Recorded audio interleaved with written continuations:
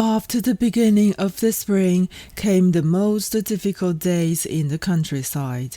Almost all were eaten, but the ones that should grow had not grown yet.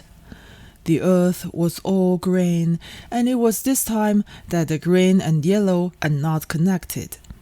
People from poor family backgrounds often had to walk around in neighboring villages, asking for something, begging for something, and taking something on the way.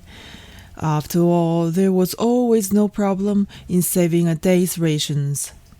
Sanhuo from our village came to Gao village that day. He was in his 50s, but his body was thin and small. He looked like a wrinkled body. At lunch, Sanhuo walked through most of Gao village, eating so full that his belly was bumped while walking. This was already irritating. By no means should he have dark thoughts at the door of Gao Dawei's house. Gao Dawei was a revolutionary soldier who had just retired last year. There was his military cotton hat, cotton jacket, cotton trousers, and cotton shoes being shown in front of the door. Sanhuo was really obsessed. He held all the veterans' outfits all at once, hid in the restroom, threw the beggar outfits into the dung pit, and walked out like a revolutionary soldier. He was masculine, composed and mighty, with the appearance of carrying the revolution to the end. But he forgot one of the most important details. His clothes, trousers, and shoes were all a bit bigger. When he turned his head quickly, his head turned, but the hat did not move. As a result, Sanhuo's composure and mightiness had become more theft-like. Not to mention that this day was so warm, it was impossible for anyone without shit in his mind to cover himself so much. Sanhuo was discovered as soon as he got out of the restroom. If a beggar pretending to be a revolutionary soldier was so tolerable, was not.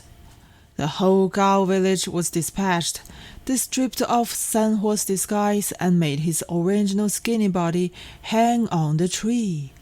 His body was covered with Gao village's saliva and thick phlegm. The village party secretary of Gao village had spoken. This is definitely not an ordinary petty theft, and its nature is serious.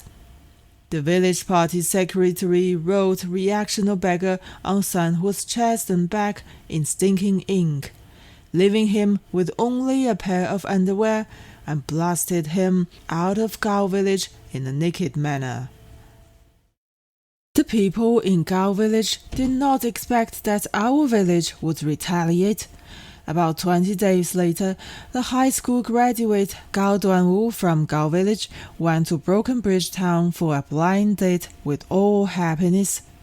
Our village is the only way between Gao village and Broken Bridge.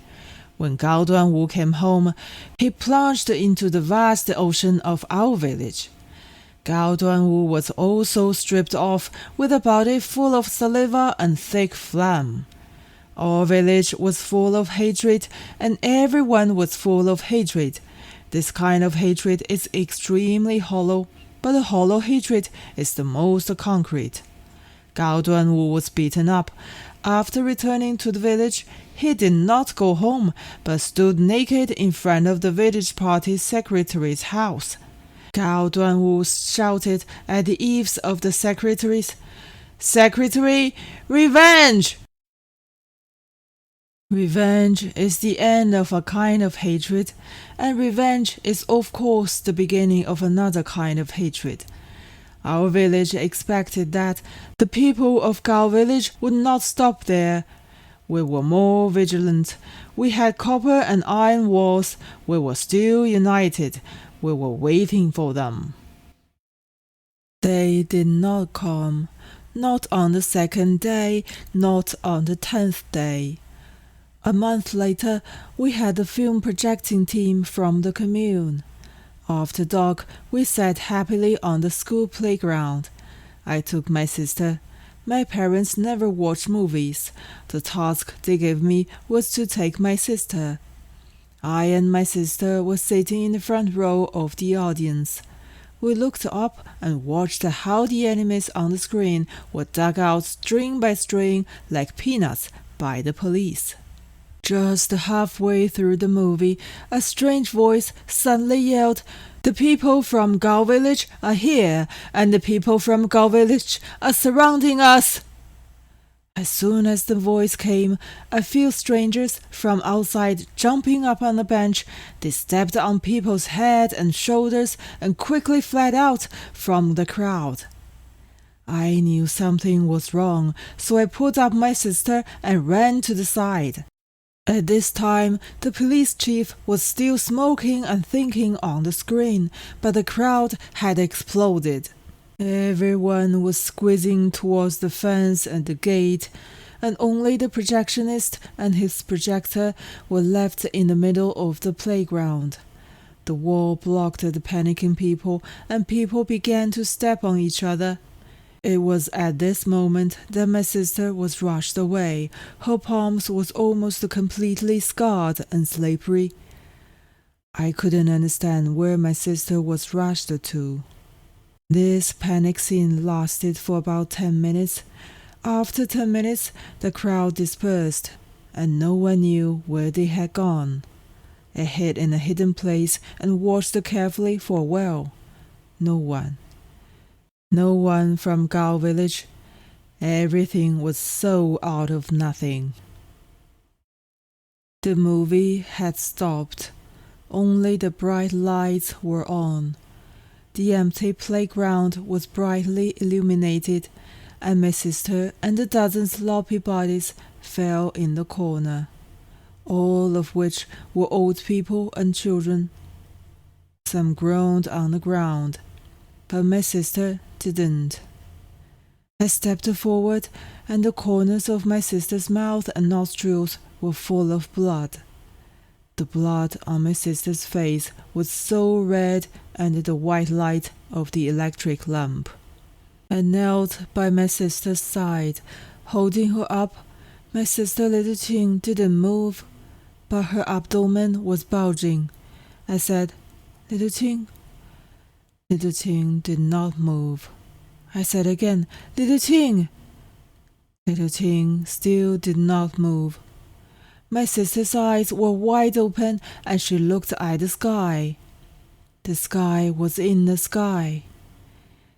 Later, my sister's abdomen slowly calmed down, and the temperature in her hands was also cooled bit by bit.